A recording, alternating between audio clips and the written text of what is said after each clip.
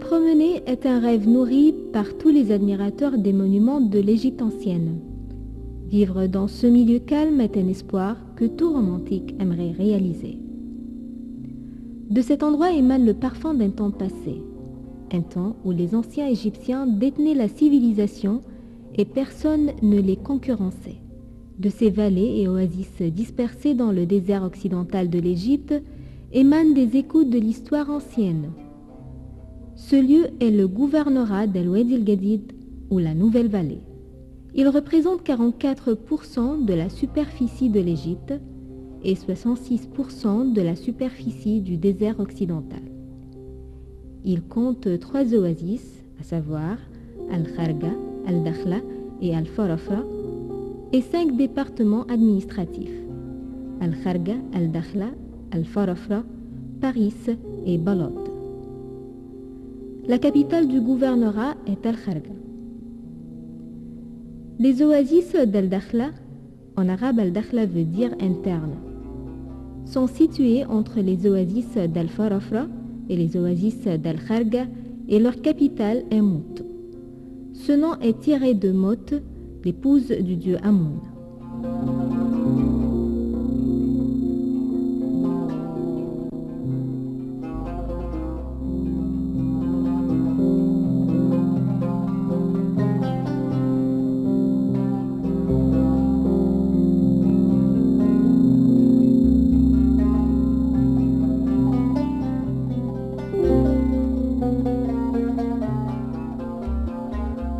Les oasis d'Al-Dakhla attirent les touristes. Elles comptent plus de 500 sources d'eau chaude, comme les sources de Tarfaoui et d'Al-Gabal. Ceux-ci sont comptés les bâtiments construits en pierre et les villes qui remontent au Moyen-Âge, comme Al-Qasr et Balad. Au milieu de l'oasis d'Al-Dakhla se trouve la ville de Mout, qui remonte à l'époque pharaonique. On peut voir ses vestiges et se promener dans ses rues. Les oasis en général, et notamment la partie située à l'est du désert libyen, sont liées au bassin du Nil. Les oasis d'Al-Dakhla sont situées à 200 km au nord-ouest des oasis d'Al-Kharga. Elles constituent la deuxième capitale du gouvernorat d'El Wadi El Gadid, dont la capitale est Mout. Al-Dakhla compte 17 villages. Tinida, Balad et Al-Bashandi, plus grand village touristique au niveau d'Al-Dakhla. Azbet Sheikh Mouftah, Asmant, Al-Ma'sara, Sheikh Wali, Mout, Al-Hindaw, Al-Rashida, Al-Qalmoun Al-Gadida, Al-Ouaina, Bidekhlou, Azab Al-Qasr, Al-Qasr et Gharb Al-Mawhoub. Les oasis d'Al-Dakhla sont connus pour leurs monuments qui datent de plusieurs siècles. Le village de Bashandi est bâti dans le style pharaonique. Il est situé à 40 km à l'est de Mout. Il renferme des tombes et des nécropoles en forme de mastaba remontant à la 6e dynastie. Il y a aussi des tombes bâties dans le style islamique ou dans le style romain. Le village islamique de Balad remonte à l'époque turque. Il est toujours habité. Il renferme des tombes en forme de mastaba remontant à la 6e dynastie avant Jésus-Christ, une tombe grecque et le temple de Deir al-Hagar qui remonte à l'époque romaine et comporte des inscriptions représentant la vie religieuse de l'époque. Ce temple est consacré au dieu Amoun et son épouse Mout. Le village islamique d'Al-Qasr remonte à l'époque ayoubite. Il renferme un minaret en bois composé de 3 étages d'une hauteur de 21 mètres ainsi que des paliers en bois sur lesquels sont inscrits des versets coraniques.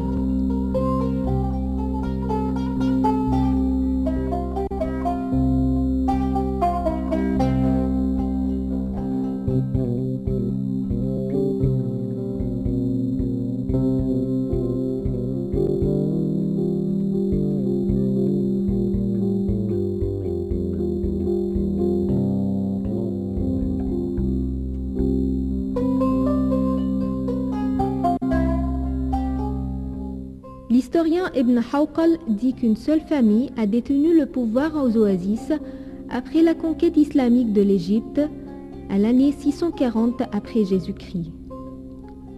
Quant à l'époque qui précède la conquête des Arabes musulmans, un certain nombre de références historiques affirment que les Romains ont développé le pays, ont creusé des ruisseaux pour faire passer l'eau aux terres fertiles, on a couvert les ruisseaux pour les protéger des vents de sable connus dans le milieu géographique et climatique des oasis. À l'époque chrétienne, le nombre d'immigrations de la vallée du Nil vers les oasis a augmenté à cause des persécutions religieuses. Nous pouvons dire que si la vallée du Nil était la première pépinière de l'agriculture égyptienne, les oasis ont joué le rôle de l'entrepôt qui préserve les récoltes, disait James Henry, historien de la civilisation égyptienne.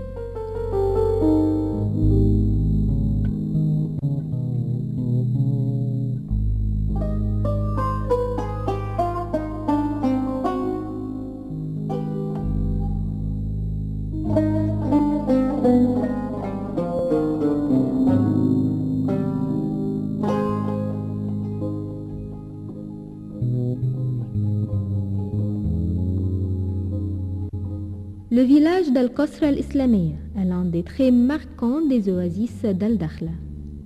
Ce village, situé au nord d'Al-Dakhla, était le premier à accueillir les tribus islamiques aux oasis en l'an 50 de l'Hégire.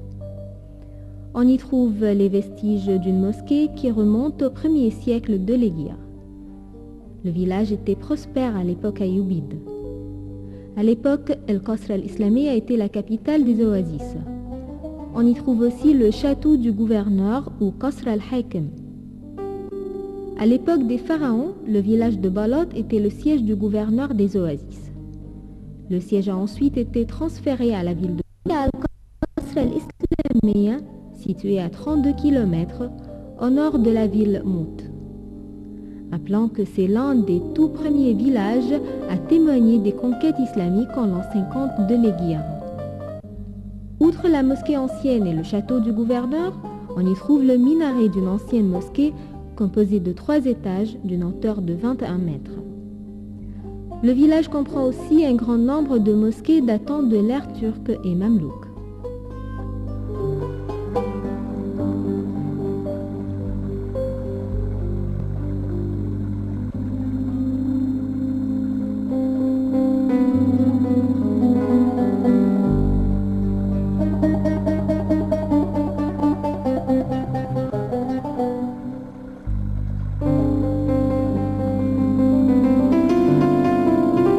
Les dattes constituent le principal produit agricole à El Wadi El Gadid. C'est la principale source de revenus pour le paysan. C'est pour cela que le gouvernorat s'intéresse beaucoup à la production de dattes. Le gouvernorat déploie des efforts intenses pour développer la culture des dattes et couler la production sur les marchés internes et externes, ceci en collaboration avec le Centre des recherches agricoles et l'Académie des recherches scientifiques. Ces efforts se sont avérés fructueux. La productivité d'un seul palmier est passée de 35 kg en 1995 à 50 kg en 2008, ce qui a aidé à augmenter le revenu du paysan et améliorer son niveau de vie. Le gouvernorat exporte environ 10 000 tonnes de dattes chaque année vers les pays asiatiques et européens. Le gouvernorat se distingue aussi par son arabesque,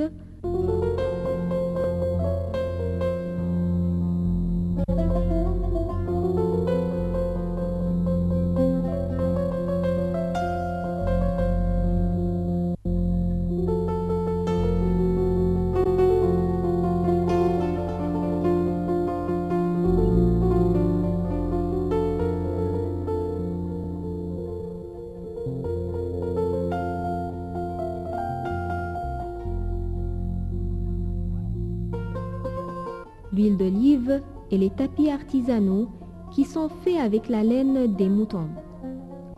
Il est connu aussi par sa poterie et les paniers en osier ou en feuilles de palmier destinés à conserver les aliments. Malgré l'expansion de la vie urbaine, on trouve encore des terres vierges aux oasis. Ces habitants sont connus par leur générosité et leur bonne qualité morale, comme le respect des grandes personnes. Les traditions et coutumes des habitants sont visibles dans leur style de vie. Tout le monde se connaît aux oasis. Il n'est pas permis aux étrangers de circuler sans être accompagnés par l'un des habitants. C'est ce qui s'est passé avec notre équipe de tournage à Qasr al-Islamiyya. La présence du Hajj Abdelhamid qui a accompagné l'équipe a beaucoup facilité le tournage. Les habitants des oasis tiennent beaucoup de traditions et coutumes. Parmi ces coutumes, il y a la consommation de thé et de narguilé. Le thé est présenté aux hôtes plusieurs fois dans de petits verres, au grand d'abord et à partir de la droite. Si les hôtes remettent le verre vide, cela signifie qu'ils veulent un autre thé, et s'ils n'en veulent pas, ils posent le verre en le renversant. Et puisque les maisons bédouines sont toujours ouvertes pour les visiteurs, si des visiteurs étrangers se présentent, ils sont bien accueillis et on abat une bête pour leur offrir à manger. Les visiteurs doivent manger avec le propriétaire de la maison. Les invités doivent aussi manger de tous les aliments qui se trouvent devant eux. La coutume bédouine veut que les mariages aient lieu dans la grande mosquée du village pour que tout le monde soit au courant. Plusieurs mariages peuvent avoir lieu à la mosquée en même temps.